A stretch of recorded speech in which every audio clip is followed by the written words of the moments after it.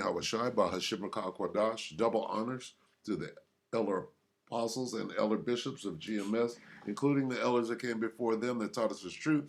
And shalom and salutations to all the brothers out pushing the word of truth and in sincerity, the hopeful elect tabernacle of David, the Aquat that are listening and learning, being a pillar of rest, the 144,000, the one-third, the hopeful elect of Israel. I'm the brother Yahshua. I'm back with the WW3 Daily Update. Shalom and salutations to you as well.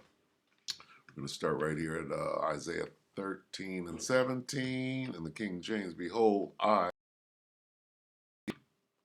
which shall not regard silver, and as for gold, they shall not delight in it.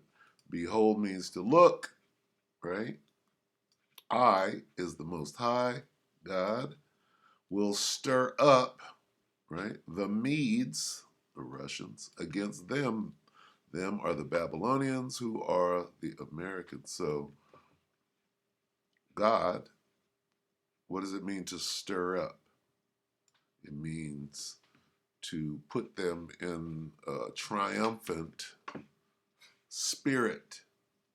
You're going to give the Russians the spirit of triumph, right, over America, or in World War III proper. All right, that's what that is referring to. Let me see. Let's see if we can get that real quick just to prove it. Stir up. What is that? Isaiah 13. Come on in. Bear with me.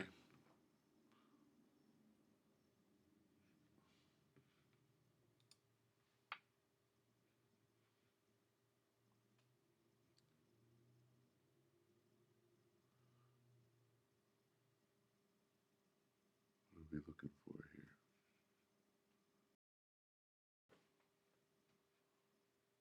Come on now. Enter. We're looking for Isaiah 13.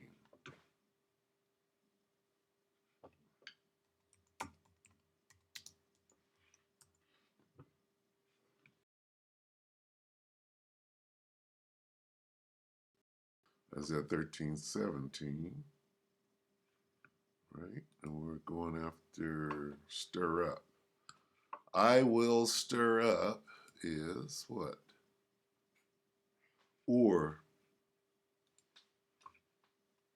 Strong's H 5782. Or. All right. And what is it? This is what it is. Let's just cut to it. Be triumphant. Okay. I will stir up, right? Be triumphant, right? To rouse oneself, to rouse, to be roused, to stir up, to be excited. No, it means to be triumphant. Okay. Now that we see that, let's read it again. To be triumphant. Behold, I will stir up the Medes against them. This is talking about war. All right. This is talking about a war-type spirit that God is putting on the Russians. All right. And they can't be bribed. Right. They are about that fighting. Okay. Now, with that, now we'll go here. This is the Voice of Reason, the Military and Foreign Affairs Network. 21 minutes ago, Russian bear mauls NATO, which is United States, and Ukrainian armed forces, which is the United States. So let's let the Voice of Reason give the update, and we'll keep it short. Take it away. Vor. Good day, everybody, and welcome to another edition of the Military and Foreign Affairs Network. I am your host, the Voice of Reason. Today, we're continuing our coverage of the ongoing war between the Russian Federation and the Ukraine. Now, today, I thought it was very important to have a close look at what happened in Avdiivka. The mainstream media discusses Avdiivka a little bit. If this was a Ukrainian operation and the Ukrainians were attacking a similar size town or city that the Russians had invested tremendously in the defense of that city, the mainstream media would be reporting on that battle as being a utter defeat for the Russians. Now, the mainstream media tends to report about the battle for Avdiivka in terms of Russian losses. The mainstream media continues to report that the Russians took many more casualties than the Ukrainian defenders. Do we know what those casualties looked like for both sides? We don't. We really don't. Which falls under War and Rumors of War, which is tomorrow's presentation. So tune in tomorrow.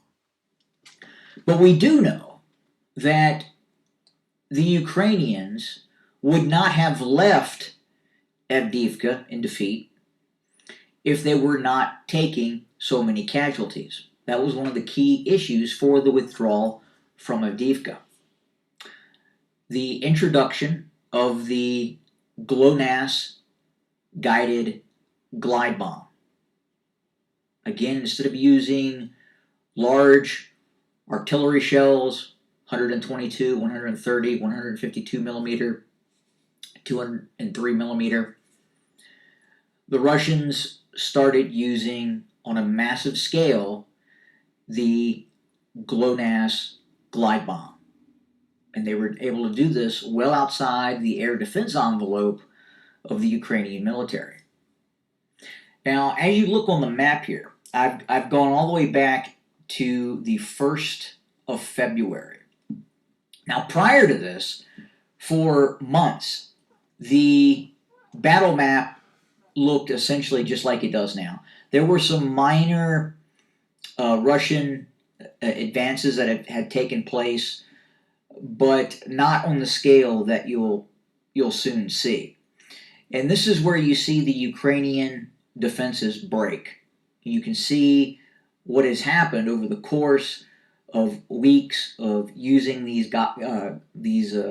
guided bombs that caused the Ukrainians so many casualties, which finally broke the Ukrainian defensive lines. Now, we're going back to February 1st. Remember, going back all the way to even in December of last year, this looked very, very similar. So not a lot of changes on the battlefield map until Avdiivka was lost. Now let's watch this.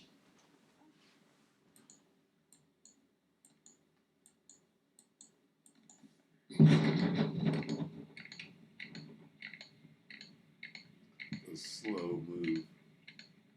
So that is the collapse of the Avdiivka pocket, the official collapse of the Avdiivka pocket. Now, at this time, the Ukrainian military was talking about a counterattack in which they would retake Avdiivka and push Russian forces back.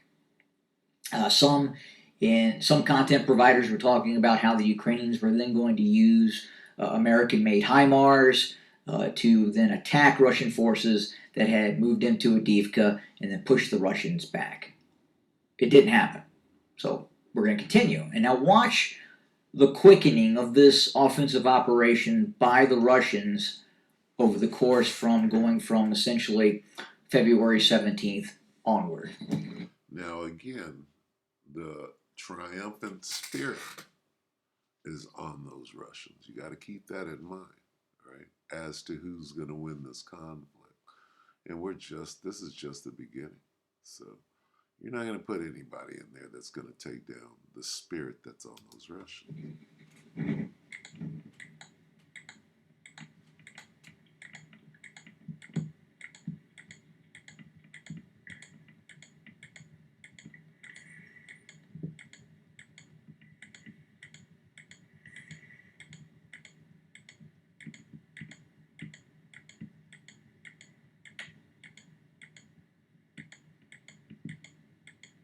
And really, this is just the gear up for the larger war. They're just getting, some training in, some advanced individual AIT. So as you can see, things really picked up after the collapse of Avdiivka. The Ukrainian defensive lines were crushed. The Ukrainians were fleeing west in retreat as the Russians very slowly and methodically advanced. I mean, after the fall of Avdiivka, obviously another 30 days or so for we to kind of to where we get where we are now. But this new Russian strategy is working very well for the Russians. And there is a lot of concern in the West in terms of the military leadership in the West of this newer Russian doctrine, this fix and destroy doctrine that the Russians are now using against Ukrainian forces. Now, what is eventually going to happen is that when this Ukrainian military, when the Ukrainian ground forces finally do break, it could collapse the entire front line. You could see massive advances of Russian forces far beyond the current lines that we see today. And we see this happening right now in the Ukrainian military. We are seeing the Ukrainians taking very heavy casualties day in and day out. Now, look, the mainstream media still reports that the Russians are also taking heavy casualties. I have to question that. And the reason I have to question that, again, is the strategy that is being used by the Russians in terms of the use of drones, identifying Ukrainian defensive strongpoints, and then launching these GLONASS glide bombs at those targets. Once the Russians are confident that they have obliterated a defensive outpost, they then move forward. And then they take the corresponding area that they were targeting with these glide bombs. Now, are the Russians still taking casualties? Yes, they are, absolutely. The Ukrainians are continuing to use artillery. They are continuing to use the HIMARS, other systems. They still have a very large amount of anti-tank guided weapon systems that they use. So yes, the Russians are taking casualties, but are we seeing the Russians taking casualties on the scale of the Ukrainians? And I have to say at this point, I don't believe so. And again, the reason I say that is we know the Russians are hitting about 100 aim points per day just with the GLONASS guided bombs. Okay, we're going to end it right there. So as you can see, the scriptures are correct. All right. Russia got that the spirit of triumph. All right. Let's look at it again. All right. It's the NIV, Isaiah 13:17. See, I will stir up against them the Medes. Stir up, I am stirring up. All right. It's all pretty much the same language. Awaken against them. Put them in motion against them. But we understand that means to have a triumphant spirit. That's what it means, stir up. I am stirring up the Medes to attack Babylon. NATO is Babylon. Okay, NATO is the EU, right? NATO, the EU, and Babylon the Great. Okay, that's the beast system, or the beastus. So, yeah, it's just more of the same. And again, this is the beginning, right? we still got a lot left of World War III to get through. They haven't even declared it yet. Although this asymmetrical war is being fought on many fronts right now. Let me see. Joel. We're still in this portion as we speak.